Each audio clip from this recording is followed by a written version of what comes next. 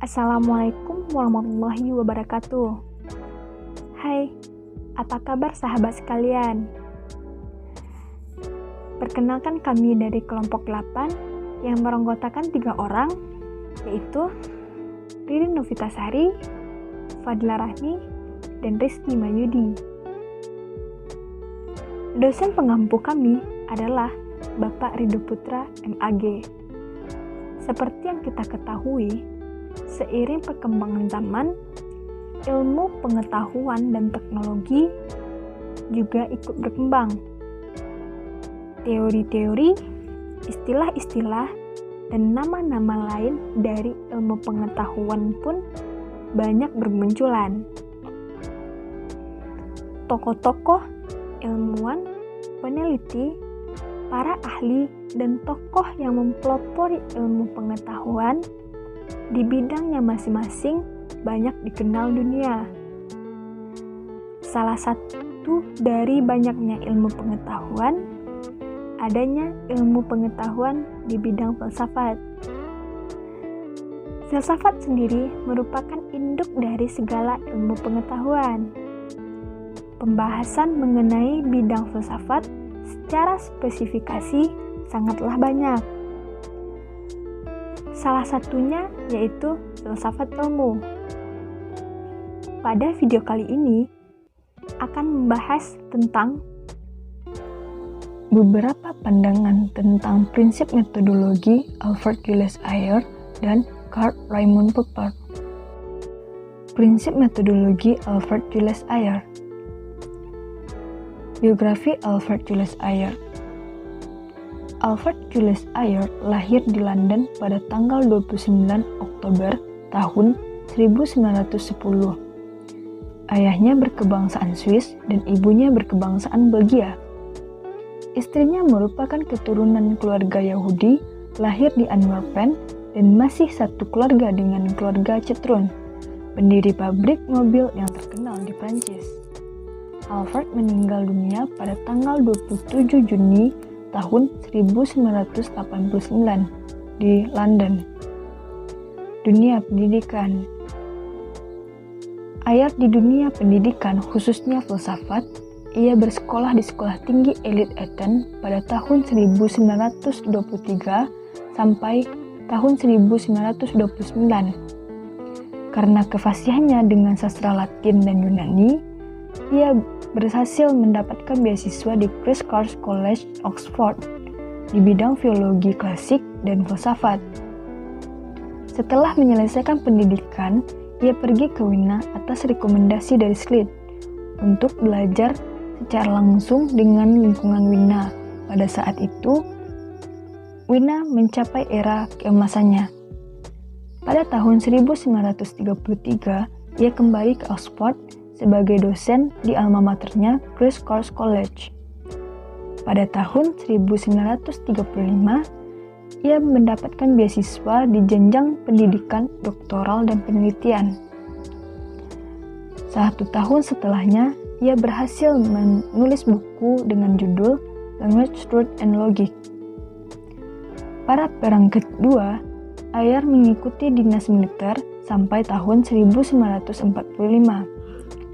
Setelah itu, ia kembali mengajar dan kemudian diangkat menjadi dekan di Wadham College, Oxford. Prinsip metodologi oleh Alfred Julius Ayer. Ayer merupakan seorang filsuf Inggris yang terkenal karena pemikirannya tentang positivisme logis. Prinsip yang dikemukakan Ayer yaitu prinsip verifikasi untuk meyakini suatu kebenaran. Pemikiran Ayer dalam bukunya Language, Truth, and Logic bahwa prinsip verifikasi yang dimana kebenaran suatu teori didukung oleh hal empiris atau pengalaman-pengalaman yang meyakinkan. Verifikasi terdapat menjadi 2. Verifikasi dalam arti yang ketat, yaitu sejauh mana kebenaran suatu proposisi atau dugaan-dugaan itu mendukung pengalaman secara meyakinkan. Yang kedua, verifikasi dalam arti lunak, yaitu jika telah membuka kemungkinan untuk menerima penyataan dalam bidang sejarah atau masa lampau dan ramalan masa depan sebagai pernyataan yang mendukung makna. proposisi terbagi dua, proposisi analitis dan proposisi empiris.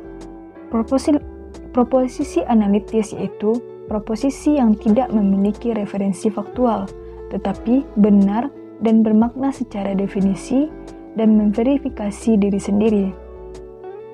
Proposisi seperti ini bersifat tautologis. Penentuan kebenaran di dalamnya sangat tergantung pada makna simbol bahasa yang digunakan.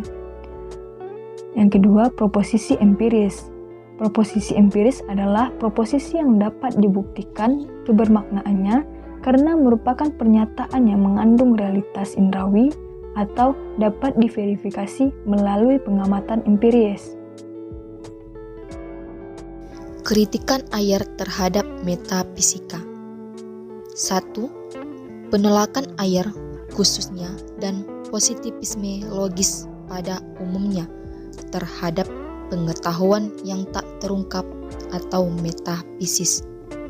2. Proposi metafisika yang berusaha mengungkapkan substansi, eksistensi, keabadian jiwa, dan hal-hal abstrak lainnya tidak bermakna sama sekali.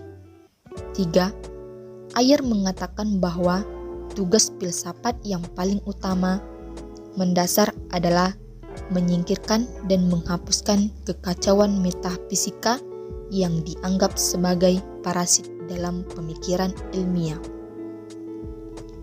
dan juga dalam pemikiran sehari-hari. 4. Ayer menolak tentang metafisika khususnya dalam positivisme pada umumnya, lebih didasar pada kriteria-kriteria yang tidak dimiliki ungkapan-ungkapan metafisika, penerapan prinsip verifikasi untuk menguji apakah suatu pernyataan bermakna atau tidak, diterima sebagai suatu cara yang paling tepat dan akurat untuk menggambarkan data faktual dan menghapus metafisika dalam bidang filsafat. Prinsip metodologi Karl Ed Popper. Biografi Karl Ed Popper. Karl Raimund Popper lahir di Wina pada tanggal 28 Juli tahun 1902. Ayahnya Dr. Sigmund Karl Popper, seorang pengacara yang sangat minat dengan filsafat. Ia meninggal dunia tanggal 17 September 1994 di London Selatan akibat penyakit jantung. Dunia pendidikan. Tahun 1928 ia meraih gelar doktor dan ia memiliki buku yang berjudul Disertasi zur Methodenfrage der den Psikologie atau Masalah Metodologi dalam Psikologi Pemikiran. Popper pindah ke Selandia Baru. Ia mengajar di London School of Economy. Pada tahun 1948 ia menjadi profesor. Karyanya yang anti-komunis yang berjudul The Open Society and Its Enemy ia buat tahun 1945. Prinsip metodologi Karl Raimund Popper. Teori falsifikasi menurut Karl R. Popper. Falsifikasi secara harfiah diartikan sebagai melihat dari sudut pandang kesalahan. Dengan menganggap teori itu salah, maka segala upaya dilakukan untuk membuktikan teori tersebut memang mutlak salah. Lalu, dibuatlah teori baru untuk menghentikannya. Karl Popper telah membuktikan falsifikasi berbeda dengan verifikasi. Suatu teori selama tidak terbukti salah, maka ia akan mengalami penguatan atau koroborasi, walaupun suatu saat bisa juga runtuh. Teori tersebut apabila didapatinya satu saja data yang berbeda, yang bias meruntuhkan teori tersebut. Popper menolak anggapan umum bahwa suatu teori dirumuskan dan dapat dibuktikan kebenarannya melalui prinsip verifikasi yang dikemukakan oleh Ayer. Sebuah langkah dalam falsifikasi yang menjadi alternatif dalam pembuktian ilmiah. Pertama, membandingkan secara logis terhadap kesimpulan-kesimpulan antar teori, sehingga diketahui konsistensi internal dari teori tersebut. Kemudian, menyelidiki bentuk logis dari teori untuk menentukan apakah ia mempunyai ciri teori empiris atau ilmiah. Selanjutnya, teori yang satu dibandingkan dengan teori yang lain untuk menentukan apakah teori yang akan membentuk suatu kemajuan ilmiah telah tahan uji. Lalu, kalau sebuah teori telah lolos dari ketiga langkah tersebut, lantas dilakukan pengujian terakhir melalui penerapan empiris. Sekian yang dapat kami tampilkan. Kami mohon undur diri. Wassalamualaikum warahmatullahi wabarakatuh.